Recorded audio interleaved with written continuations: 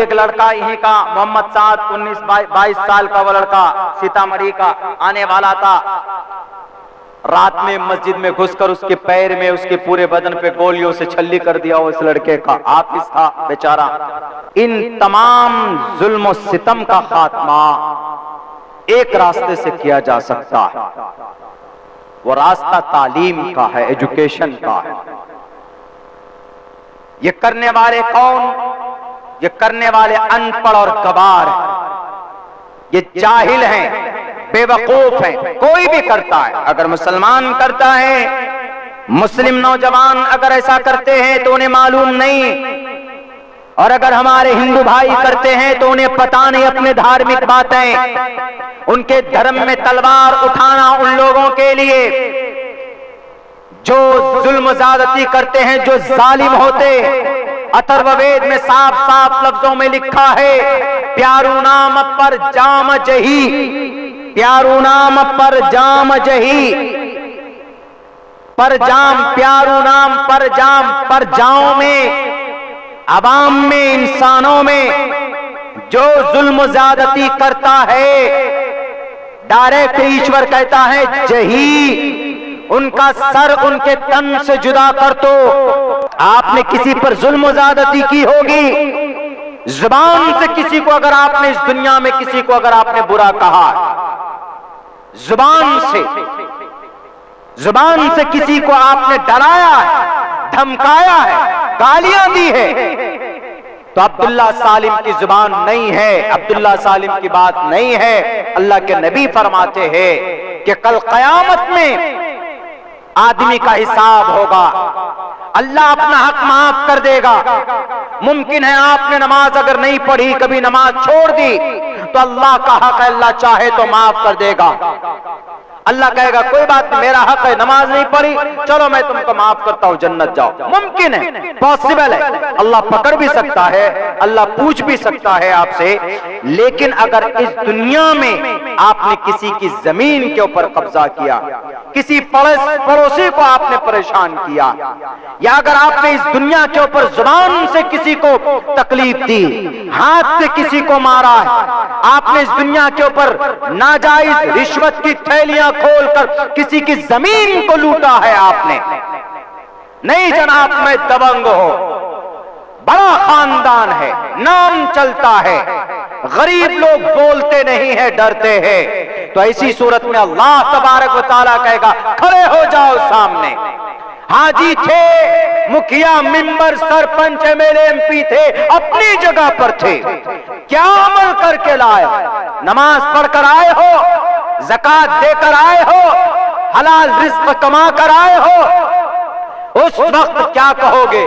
उस वक्त झूठ बोलेगा इंसान, अल्लाह तबारक व तआला के सामने झूठ बोलेगा। रब कहेगा कि कोई बात नहीं, मेरे पास इलाज है। अल-यौम नख्तिमु अला अफ़वाहिहिम व तुकल्लिमुना ऐदीहिम, जुबान पर मुहर लगा दी जाएगी, होंठ सिल दिए जाएंगे। जो गुनाह जिस आज़ा से किया होगा वो फौरन बोलने लगेगा। आदमी के हाथ, पैर, आंख, नाक, कान, अल्लाह सबको जुबान देगा और ये आज़ा बोल पड़ेंगे कि अल्लाह मुझसे ये गुनाह करवाया था, ए अल्लाह मुझसे ये गलती करवाई थी। आदमी का होश उड़ जाएगा उस वक्त। अल्लाह तबारक व तआला कहेगा लिमनिल मुल्कुल यौम, आज का बादशाह मैं, आज का मुखिया मैं, आज का सरपंच मैं, आज का पीएम मैं, आज का सीएम मैं। अल्लाह तबारक व तआला वहां पर कहेगा कि तुम पर जुल्म ज़्यादती की है, तुम गरीब थे, पड़ोसी थे, फौरन उसकी नेकियां, जिसने जुल्म किया होगा उसकी नेकी इसको दी जाएगी और इसका गुनाह उस पर डाला जाएगा।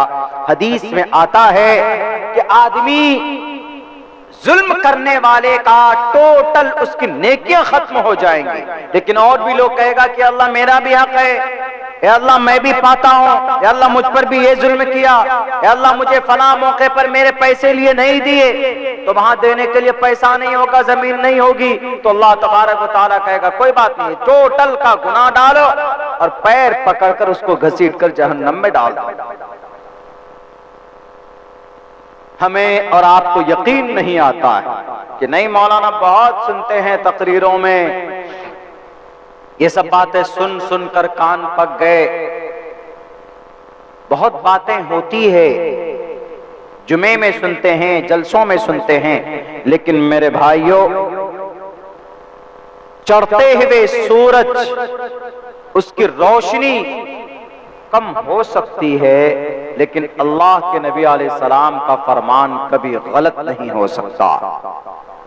लिख लीजिए, पत्थर की लकीर, जुबान मेरी है, अल्फाज और फरमान अल्लाह के नबी अलैहिस्सलाम के। इसीलिए पड़ोसी के साथ, गांव वालों के साथ, मोहल्ले के साथ प्यार से रहे। अगर आप मालदार हैं, आपके पड़ोस में कोई गरीब है, तो आप उनकी मदद कीजिए। वल्लाहु फज़्ज़ल बाज़कुम अला बाज़िन फ़िर रिज़्क़। अल्लाह तबारक व तआला ने रिज़्क़ में फजीलत दी। किसी को लखपति बनाया, किसी को हजारपति बनाया, किसी को करोड़पति बनाया, किसी को अरबपति बनाया, अल्लाह की तरफ से है।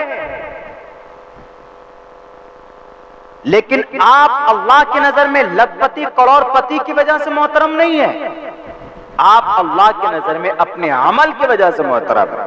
इसलिए अल्लाह ने कहा दो टोक लफ्जों में, इन्न अक्रमकुम इंदल्लाहि अत्काकुम, मेरी नजर में तुम्हारी अहमियत तुम्हारे अमल की वजह से, तुम्हारे तक़वे की वजह से।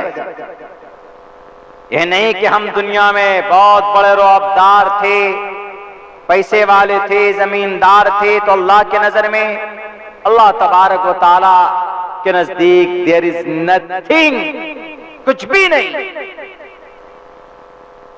आपके पड़ोस में अगर कोई गरीब रहता है, कमजोर रहता है, रमजान में मदद कीजिए, बकरीद में मदद कीजिए, ईद पे मदद कीजिए, और कोशिश कीजिए कि आपके जुल्म से उसको, आपके किसी फैल से उसको कोई तकलीफ न पहुंचे,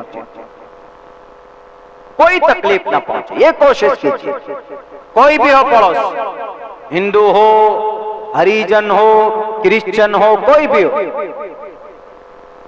आप सोचेंगे कि नहीं आए मैं मुस्लिम, हमारे पड़ोस में कोई आदिवासी है, हमारे पड़ोस में कोई चमार है, कोई भंगी है, हमारे पड़ोस में कोई हरिजन है, निचले बिरादरी का आदमी है, उसको इज्जत नहीं देंगे। मेरे यहाँ स्कूल में संडे के दिन एक क्लीनर आता है, सफाई करने वाला, जाहिर सी बात है कि निचले तबके का है, निचली बिरादरी का है, जिसको हिंदू धर्म में उनको शूद्र कहा जाता है। शूद्र में हमारे यहाँ जो जिन्हें हम भंगी बोलते हैं, उत्तर प्रदेश में ज्यादा लोग भंगी बोला जाता है, उनको भंगी बोलते हैं या हरिजन बोल देते हैं, इस तरह का कोई वो है। तो संस्कृत में उनके लिए शूद्र का लफ्ज इस्तेमाल किया गया। वहां पर भी बताया कि वो शूद्र की वजह से नापाक नहीं होते।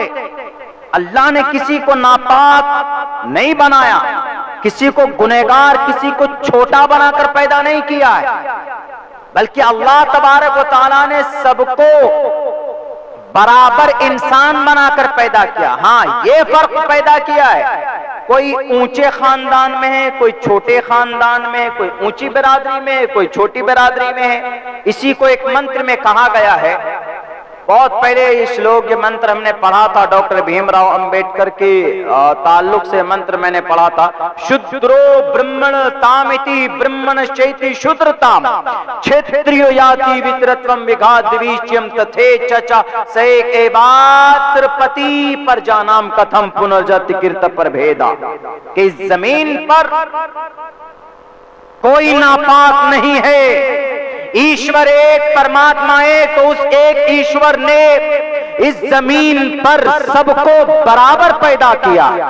ऐसा नहीं है कि ये शूद्र है तो नापाक, शूद्र नापाक पैदा नहीं हुआ, बल्कि क्या क्या शूद्रो ब्रह्मण तामिति, एक शूद्र भी ब्राह्मण बन जाता है तामिति अपने अमल से। यानी एक छोटा आदमी अपने अमल से ब्राह्मण बन जाता, बड़ा बन जाता है, और अपने बुरे अमल से एक बड़ा आदमी छोटा बन जाता है।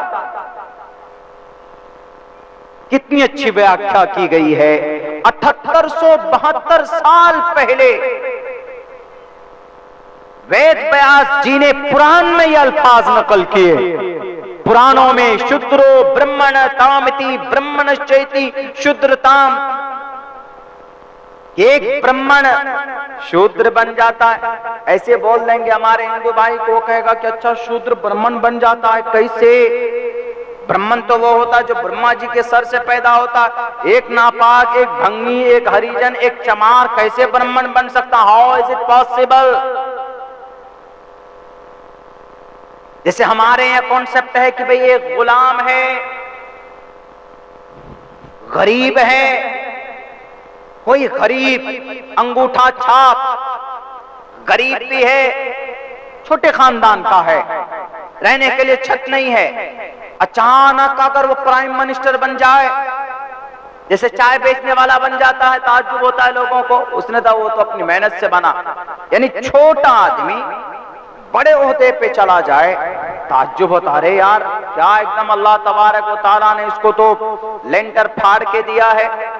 ताज्जुब करते हैं, ऐसा हो नहीं सकता, लेकिन हो जाता है कभी कभी।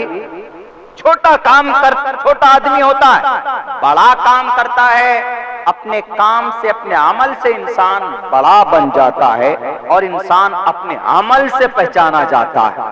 जात बिरादरी से नहीं पहचाना जाता, अपने अमल से पहचाना जाता है। इस देश के अंदर इस वक्त की राष्ट्रपति मोहतरमा है आदिवासी, दलित समाज से आदिवासी, आदि मने पुराना, वासी मने रहने वाला।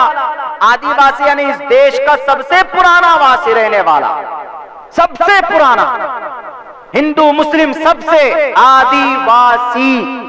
आदि ग्रंथ, पुरानी किताबें, आदिवासी सबसे पुराने लोग इस धरती पर रहने वाले।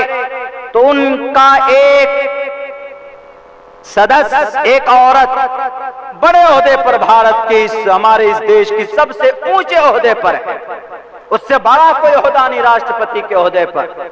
तो देखिए एक निचले तबके से कितना बड़ा सफर तय किया, राष्ट्रपति के ओहदे पर चली गई, वहां पहुंच गई। छोटी सी एक बिरादरी से एकदम बहुत SC/ST के प्लेटफॉर्म से वहां पर पहुंच गई है वो। तो इसीलिए आदमी अपने अमल से पहचाना जाता है। आपका अमल कैसा है, अल्लाह वो देखता है। अल्लाह नहीं कहेगा कि भाई तुम क्या थे, नहीं थे अपने गांव में, समाज में, तुम्हारा बर्ताव कैसा था तुम्हारे गांव वालों के साथ, तुम्हारे मामलात कैसे थे गांव वालों के साथ।